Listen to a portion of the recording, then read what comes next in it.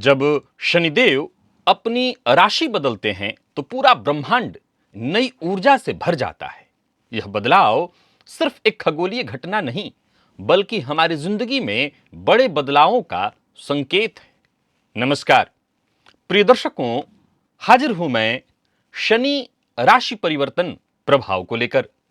29 मार्च 2025 शनिदेव अपनी वर्तमान मूल त्रिकोण राशि वायु तत्वीय राशि कुंभ राशि को छोड़कर देवगुरु बृहस्पति की साधारण राशि जल तत्वीय राशि मीन राशि में प्रवेश करने जा रहे हैं। प्रिय दर्शकों, 2.5 साल तक शनिदेव मीन राशि में ही संचरण करेंगे 2027 के जून तक। जब जून में ये पुनः राशि परिवर्तन करेंगे तो अपनी नीच राशि मेष राशि में प्रवेश करेंगे।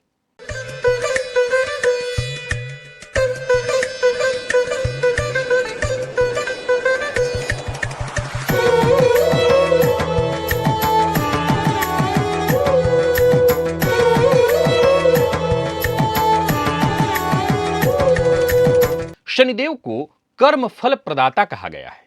ये हमारे अच्छे और बुरे कर्मों का हिसाब रखने वाले ग्रह हैं और उसी के अनुसार हमें फल प्रदान करते हैं। यदि हमने परिश्रम, ईमानदारी और अनुशासन का पालन किया तो शनिदेव हमें अपार सफलता देते हैं। वहीं आलस्य, अन्याय और छल का सहारा लिया तो फिर शनिदेव अपना डंडा घुमा देते हैं। और इनका डंडा घूमना मतलब एक ही बात आपको याद रखना है कि जो कभी आपके सामने खड़े होने की हिम्मत नहीं करते थे, वो आपके बगल में बैठकर आपको राय मशवरा देने लगे। समझ लीजिए, शनिदेव ने डंडा घुमा दिया है। प्रिय दर्शकों, शनिदेव मीन राशि में प्रवेश करेंगे, अगले 2.5 साल तक यहीं रहेंगे। यह गोचर आपके लिए कैसा रहने वाला है, इस विषय पर हमारी बृहद चर्चा जारी है और आज हम अपने आखिरी पड़ाव पर हैं।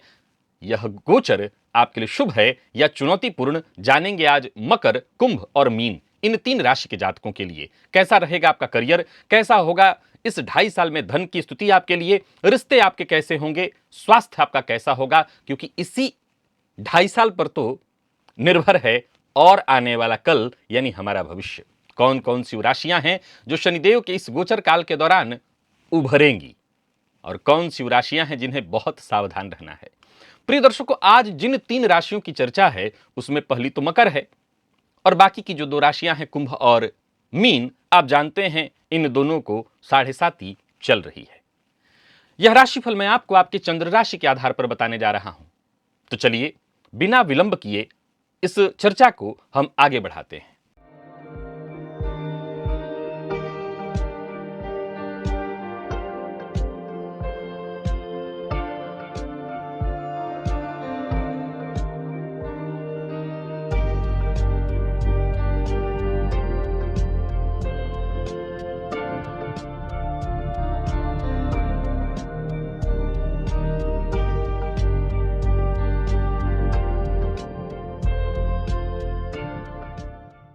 प्रिय दर्शकों, मकर राशि यह शनिदेव की साधारण राशि है और देखा जाए तो अब आपकी राशि से शनिदेव तीसरे में जा रहे हैं, यानी अब आपको मुक्ति मिलेगी 7.5 से। परंतु यह बात भूलिएगा मत, यूं समझ लीजिए कि 7.5 के 2.5 साल बाद पुनः ढैया का लगना ऐसा लगता है जैसे शनिदेव लौट कर आ जाते हैं चेक करने के लिए कि 7.5 साल में जो सिखाया वो सीखा या भूल गए।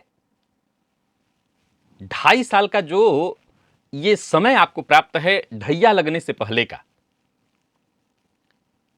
प्रारंभ में ही जो कहा मैंने कि शनिदेव कर्म फल प्रदाता हैं।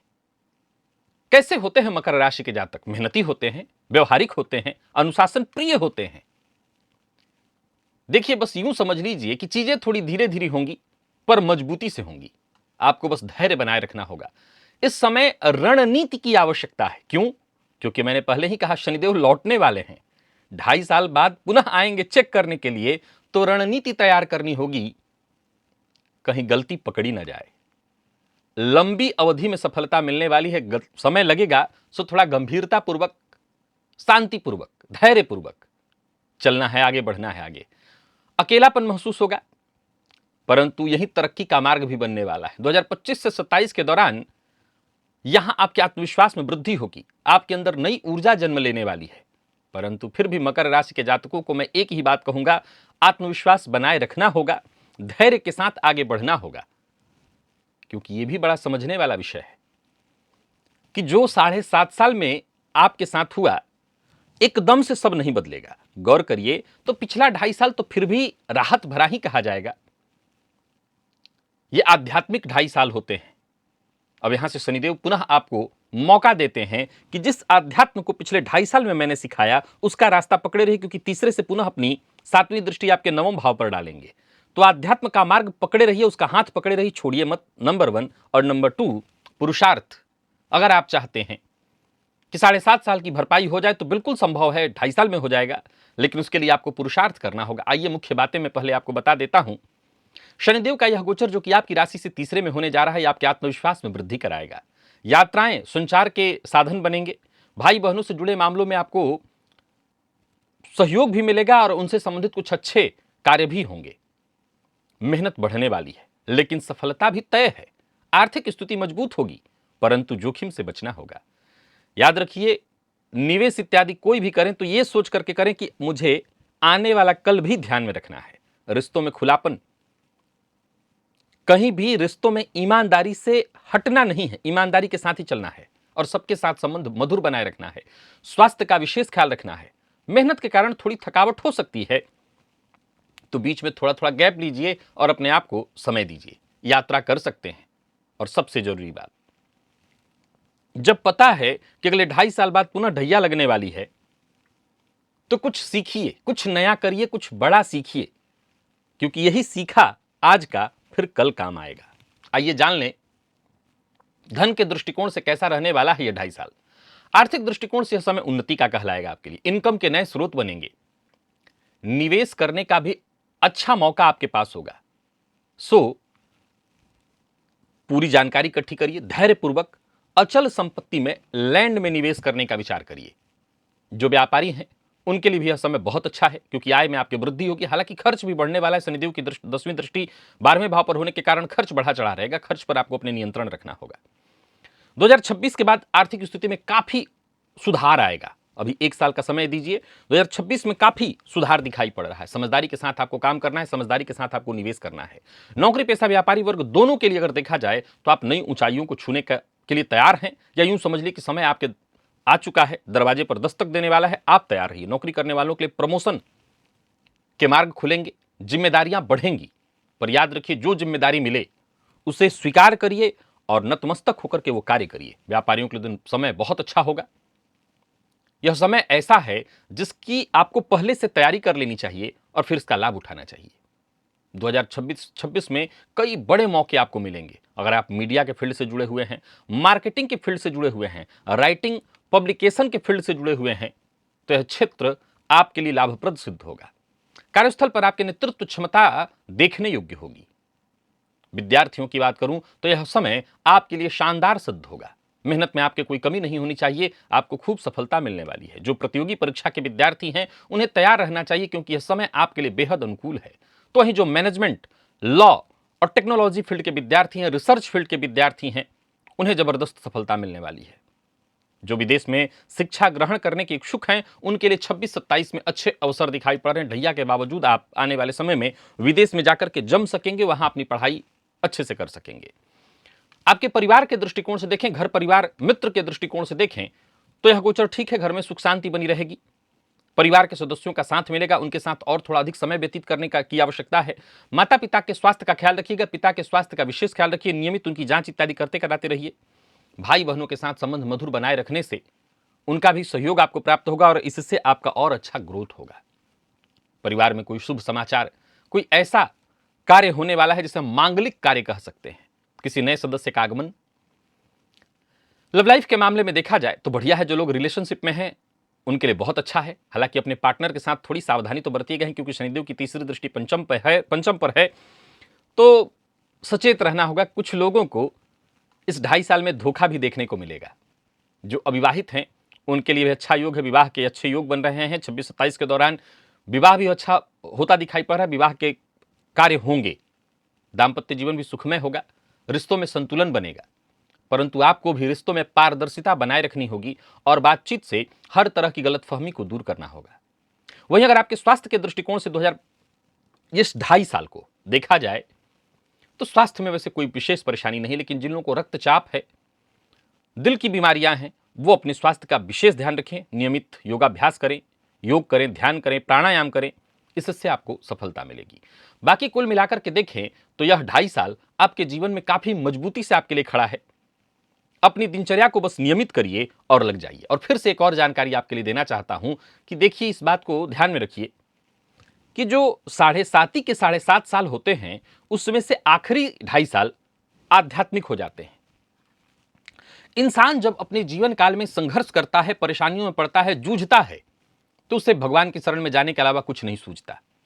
तो जब आप इस 2.5 साल में थक के भगवान की शरण में आए हैं, तो यहां शनिदेव बस एक ही चाहत रखते हैं आपसे कि वो मार्ग बदलिए मत। आप उस मार्ग पर ही आप बढ़ते रहिए, उसी में आपको मानसिक शांति मिलेगी, उसी में आपको लगे रहना है। ध्यान, साधना, इसी में लगे रहना है। हाँ, काम अपने करते रहना है आपको। कोई ऐसा मार्गदर्शक, कोई ऐसा गुरु आप ढूंढिए जो आपको इस मार्ग पर चलने के लिए सदैव प्रेरित करता रहे।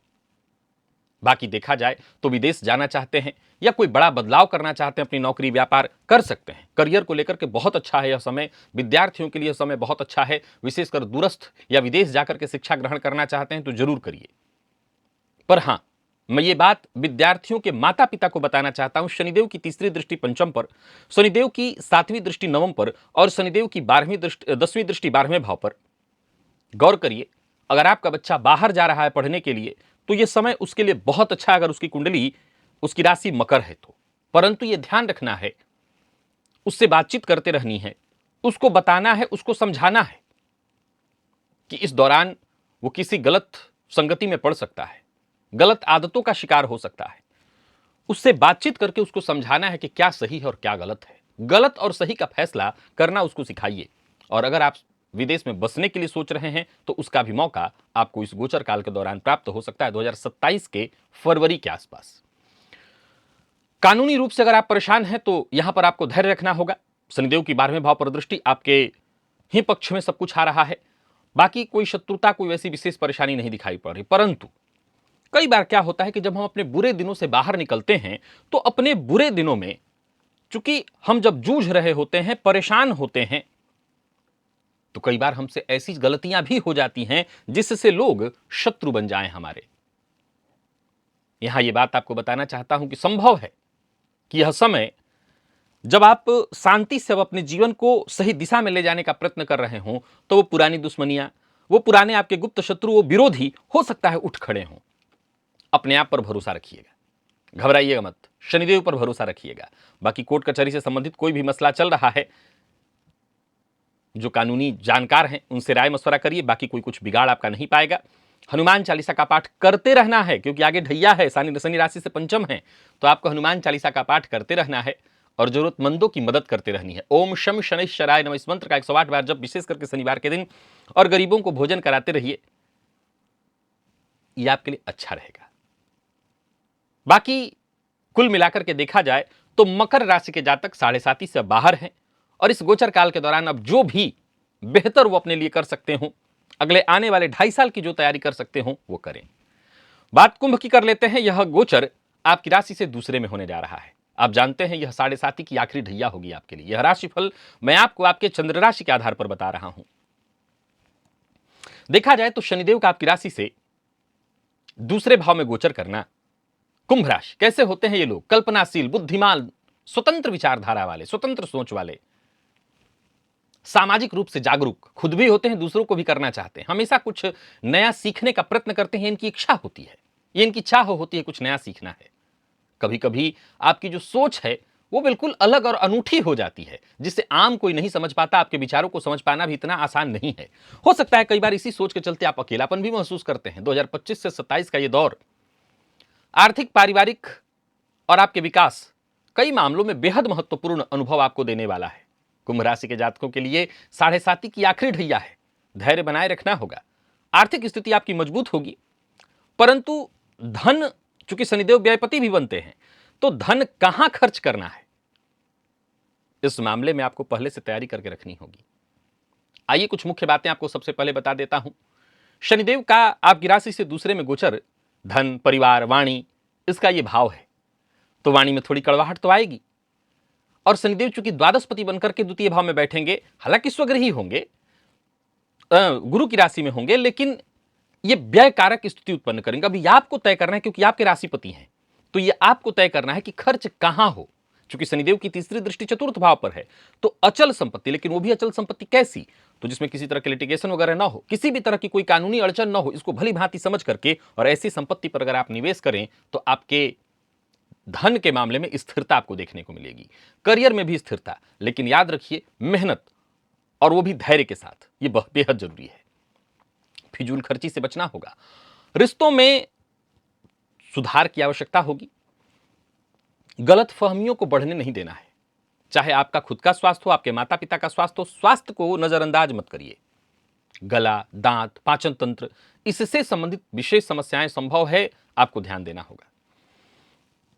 और बाकी 7.5 की आखिरी ढैया है, आध्यात्मिक बनना होगा, कोई नया कौशल सीखना होगा, और आत्मनिर्भर तो आप हैं ही, और ज्यादा आत्मनिर्भर बनने का आपको प्रयत्न करना होगा। शनिदेव की 3 दृष्टि जहां ये बैठे हैं, वहां से तीसरी दृष्टि डालेंगे आपके चतुर्थ पर। चतुर्थ भाव आपकी माता का है, चतुर्थ भाव आपकी सुखों का है, चतुर्थ भाव आपके खुशियों का, आपके मन का, आपके हृदय का है, आपके मित्र का है। शनिदेव की 7वीं दृष्टि आपके अष्टम भाव पर होगी, जो कि अच्छी है, और शनिदेव की 10वीं दृष्टि आपके लाभ भाव पर होगी, ये भी अच्छी है। इसीलिए मैंने कहा कि शनिदेव व्ययपति बनकर के आपके धन भाव में बैठेंगे, जो दरिद्र योग बना देते हैं, लेकिन चूंकि शनिदेव की दृष्टि लाभ भाव पर है और वो स्वयं आपके राशिपति बनते हैं, सो ऐसी कोई विशेष परेशानी नहीं है। आर्थिक दृष्टिकोण से आपको संतुलित अपने आप को बनाना होगा, क्योंकि आय में वृद्धि होगी, खर्च पर अपने नियंत्रण रखना है।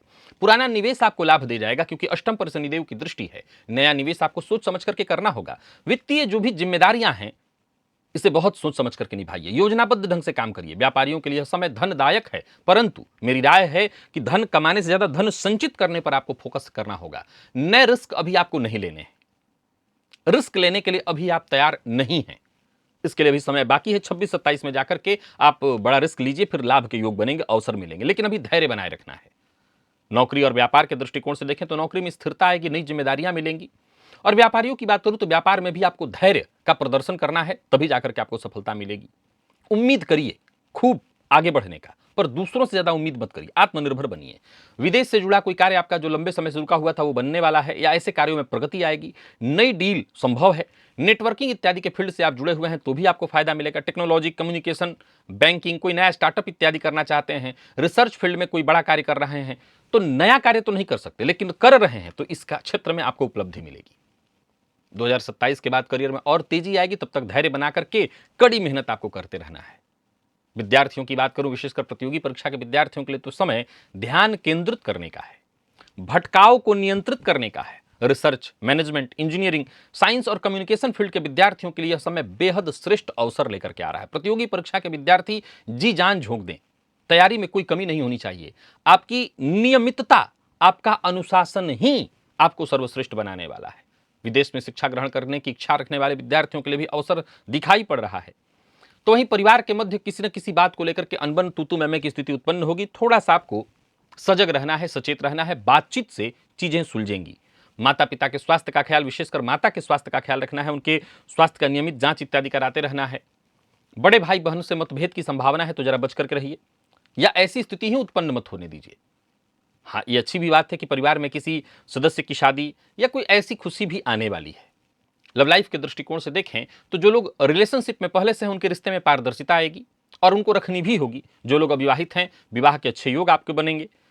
दाम्पत्य जीवन में सामंजस्य बढ़ेगा, लेकिन हाँ, वाणी पर नियंत्रण और अहंकार पर नियंत्रण ये बेहद आवश्यक है। रिश्तों में भावनात्मक संतुलन बनाए रखने की आवश्यकता होगी। छोटी छोटी बातों पर जिद मत करिए, तिल का ताड़ मत बनाइए, ऐसी प्रतिक्रिया मत दीजिए जिससे सामने वाले को चुभ जाए आपकी बात। और वहीं यदि आपके स्वास्थ्य की बात करें तो गले में दर्द, दांत से संबंधित परेशानी, पाचन तंत्र से संबंधित समस्या, सतर्क रहना होगा आपको। मानसिक तनाव और नींद की कमी भी इस गोचर काल के दौरान होने वाली है। बाकी कुल मिलाकर के देखें तो स्वास्थ्य का ख्याल आपको बहुत ज्यादा जरूरी है रखना। अपनी दिनचर्या जितना हो सके नियमित बना करके रखिए। जो लोग आध्यात्म के फील्ड से जुड़े हुए हैं उनके लिए तो बढ़िया है। जो नहीं जुड़े हुए हैं वो जुड़ जाएं। मैंने प्रारंभ में ही कहा कि शनिदेव की साढ़े साती का जो ये आखिरी 2.5 साल होता है वो इसीलिए होता है कि भगवान की शरणागति ग्रहण की जाए, आध्यात्म के शरण में चला जाए, किसी गुरु को पकड़ा जाए और गुरु के मार्गदर्शन में बाकी का आगे का जीवन तय किया जाए, क्योंकि यही वो समय होता है जहां आपको गुरु से कोई श्रेष्ठ ज्ञान मिल जाए और आपकी परेशानियां कम ही नहीं वरन खत्म हो जाए।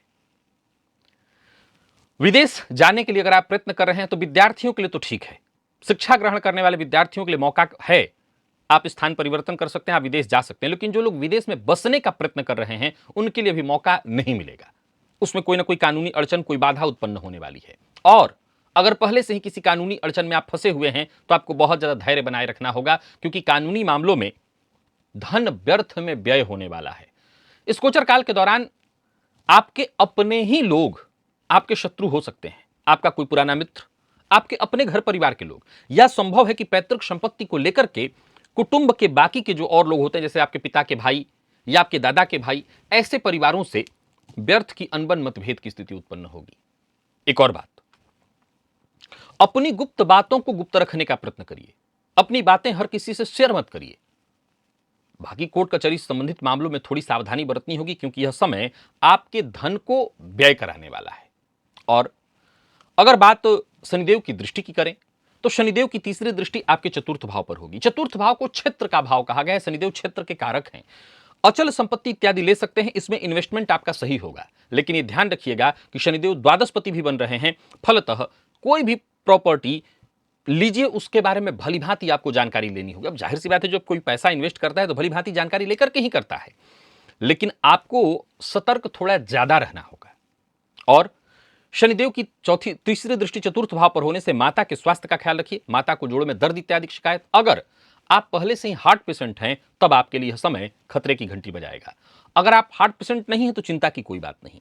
जिन लोगों को ब्लड प्रेशर की शिकायत है, जिन लोगों को अपने, अब आपकी उम्र 20 साल की है तो मैं आपके लिए नहीं कह रहा हूं, लेकिन अगर आपकी उम्र 40, 45, 50 वर्ष की है और आपको घर वालों में माता को, पिता को भी ब्लड प्रेशर इत्यादि रहा है, तो आपको इस दौरान बहुत सजग और सचेत रहना चाहिए।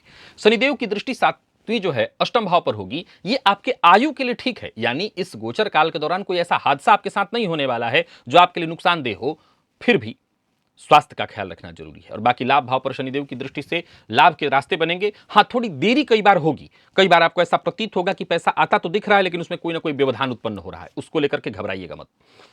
मन में तरह तरह के ऐसे विचार उत्पन्न होंगे जिसे मैं नकारात्मक विचार की श्रेणी में रखूंगा। जो नहीं हो रहा है उसकी भी कल्पना करके आप डर सकते हैं, अज्ञात भय जिसे कहते हैं। डरने की कोई आवश्यकता नहीं। बड़े भाई बहनों का सम्मान करिए, उनके साथ संबंध में परेशानी उत्पन्न होने वाली तो उनका सम्मान जरूरी है। और हनुमान जी की आराधना, पीपल वृक्ष की जड़ को सींचना, तिल तेल का दिया जलाना, कौवे को, काले कुत्ते को शनिवार के दिन रोटी देना, चींटियों को शक्कर डालना, गरीबों को शनिवार के दिन भोजन कराना, मजदूर वर्ग है उनको भोजन कराना, और हनुमान चालीसा का नियमित पाठ करते रहना। ये उपाय अगर आप अपनाते हैं तो मैं कह सकता हूं कि साढ़े साती की इस आखिरी ढैया से आप कब निकल जाएंगे आपको पता भी नहीं चलेगा। और आखिरी राशि, क्योंकि अब हम अपने अंतिम पड़ाव पर हैं, मीन राशि की चर्चा कर लेते हैं। कैसा रहने वाला है यह गोचर शनिदेव का? यह राशिफल मैं मीन राशि के जातकों को बता दूं, यह राशिफल मैं आपको आपके चंद्र राशि के आधार पर बताने जा रहा हूं। शनिदेव का आपकी राशि पर गोचर करना साढ़े साती की यह मध्य ढैया होगी। कैसे होते हैं आप मीन राशि के जातक? संवेदनशील, कल्पनाशील, आध्यात्मिक। आप दूसरों की भावनाओं को बहुत ज्यादा समझते हैं, कई बार तो इतनी गहराई से समझते हैं कि आप करुणा से भर जाते हैं। और कभी कभी तो आप इतने ज्यादा भावुक हो जाते हैं और इसी भावुकता में अस्थिर हो जाते हैं, और इसी अस्थिरता में कई बार ऐसे निर्णय ले लेते हैं जिससे आपकी जिंदगी प्रभावित हो जाती है। 25 से 27 का यह दौर आपको बहुत ज्यादा आत्मनिर्भर रहना होगा, दूसरों के भरोसे काम नहीं चलेगा। आत्मविश्वासी बनिए, जीवन के प्रति और अधिक व्यवहारिक बनिए। मीन राशि के जातकों को आत्मनिर्भरता का पाठ पढ़ाने के लिए आ रहा है, धैर्य का पाठ पढ़ाने के लिए यह शनिदेव का गोचर आ रहा है। आप अपनी जिम्मेदारियों को समझते हुए धैर्यपूर्वक आगे बढ़िए। सबसे पहले बता दूं, शनिदेव का आपकी राशि पर गोचर, यह भाव आपके व्यक्तित्व, आपके स्वास्थ्य, आपके निर्णय क्षमता सब पर असर करने वाला है। करियर को लेकर के थोड़ी चिंता परेशानी बढ़ेगी।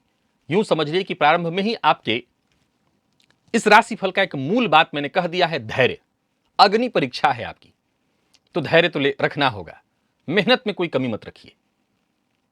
मैं ये बात थोड़ा मुस्कुरा करके कह रहा हूं ताकि घबराएं नहीं, आप शांति से इस चीज को लें, क्योंकि अगर आपकी जन्म कुंडली में चंद्रमा सीधा सीधा शनिदेव से संबंध नहीं जोड़ रहे हैं तो डरने वाली कोई बात नहीं, परंतु धैर्य तो रखना ही होगा। आर्थिक स्थिति को लेकर के थोड़ी चिंता होगी, अनावश्यक खर्च को लेकर के चिंता बढ़ेगी, व्यर्थ की चिंताएं, मानसिक अशांति, अज्ञात भय, रिश्तों में परेशानियां, कुछ पुराने रिश्ते तो टूट भी जाएंगे। अपने स्वास्थ्य को प्राथमिकता देनी होगी। मानसिक तनाव, जोड़ों के दर्द से आप परेशान हो सकते हैं। जिम्मेदारियों का बोझ उठाना आसान नहीं होगा इस गोचर काल के दौरान। और सबसे जरूरी बात फिर दोहरा रहा हूं, आत्मनिर्भरता बढ़ाइए, खुद के भरोसे जाइए। धन के दृष्टिकोण से देखें तो अस्थिरता दिखाई पड़ रही है, व्यर्थ का व्यय लगातार होता रहेगा।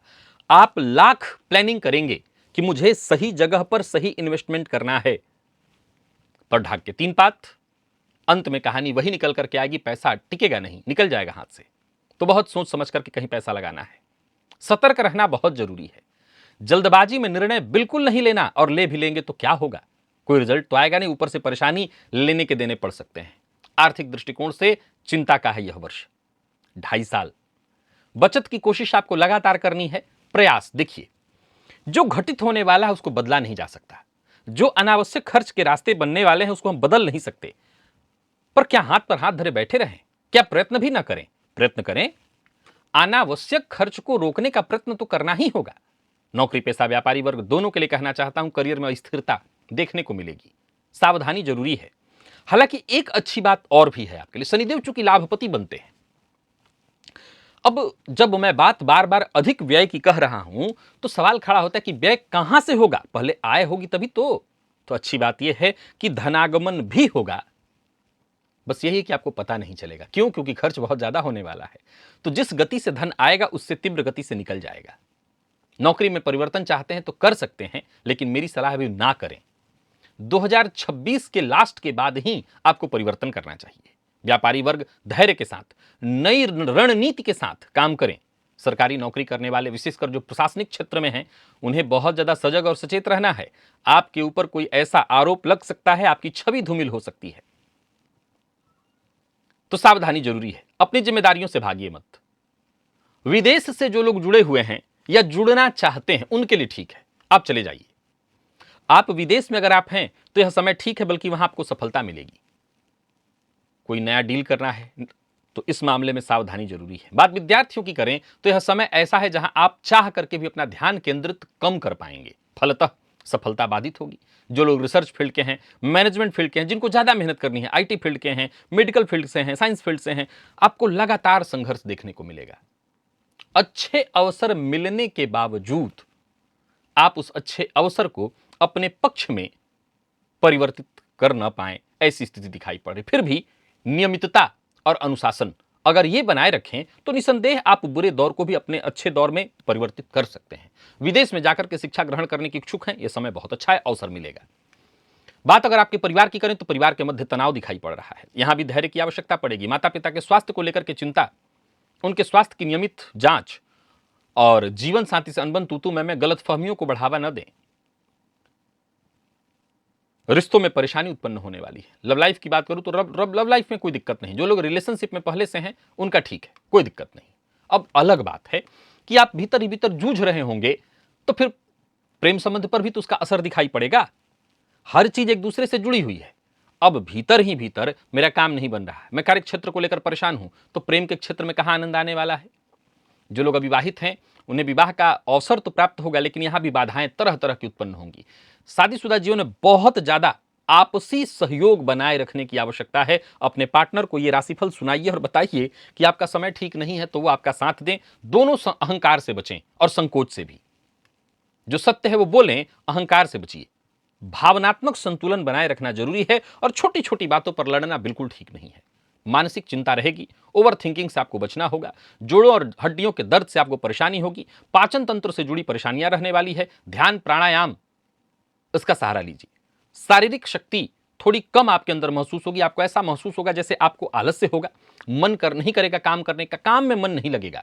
स्वास्थ्य को लेकर के चिंता होगी। नियमित दिनचर्या चाहिए आपको, और सबसे ज्यादा जरूरी है ध्यान साधना। मन को एकाग्र करने के लिए प्राणायाम करिए, गुरु मंत्र का जप करिए, शनिदेव के मंत्र का जप करिए। भोग की प्रवृत्ति पर रोक लगाकर योग की प्रवृत्ति को बढ़ाइए, यह गोचर ठीक हो जाएगा। विदेश यात्रा करने के लिए, विशेषकर विद्यार्थियों के लिए यह गोचर ठीक है। आप बाहर जाकर के शिक्षा ग्रहण कर सकते हैं। नौकरी करने वालों को भी मैं कहूंगा कि अगर बाहर का ऑप्शन मिले तो चले जाइए, यहां की अपेक्षा वहां परेशानी कम होगी। लेकिन जो लोग सदा के लिए विदेश में बसने का प्रयास करें, उनको कानूनी अड़चने आएंगी।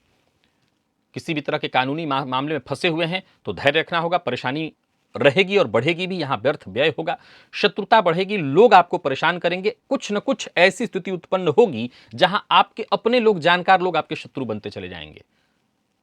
कानूनी मामलों में बड़ा सजग और सचेत रहना है। शनिदेव की दृष्टियों की बात करें तो शनिदेव की तीसरी दृष्टि पड़ेगी आपके तृतीय भाव पर। यह बहुत बड़ा आपके पक्ष की बात है। देखिए, कभी भी प्रकृति जब आपको जूझने के लिए आगे भेजती है तो आप अपना हाथ नहीं छोड़ती, वो आपका हाथ थामे हुए होती है।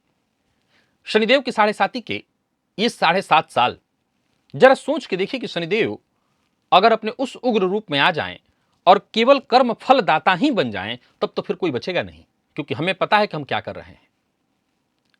उस अवस्था में बचाव कहां है? पुरुषार्थ। शनिदेव की तीसरी दृष्टि आपके तीसरे भाव पर है। ये चाहते हैं पुरुषार्थ में आपके कोई कमी नहीं होनी चाहिए। ये चाहते हैं कि अपने पार्टनर, अपने जीवन साथी पर आपको भरोसा करना चाहिए। शनिदेव की 7वीं दृष्टि सप्तम पर होगी। जीवन साथी से अनबन, मतभेद, पार्टनर से अनबन और मतभेद, व्यापार में परेशानी, लेकिन ये चाहते हैं कि जो आपके अपने हैं उन पर भरोसा करिए। 10वें भाव पर इनकी दृष्टि, पिता के साथ संबंध खराब, पिता के स्वास्थ्य में परेशानी, लेकिन ये चाहते हैं कि पिता के साथ संबंध मधुर बनाए रखिए। मैंने बताया था कि शनिदेव क्या कहते हैं, धैर्य रखो, होगा।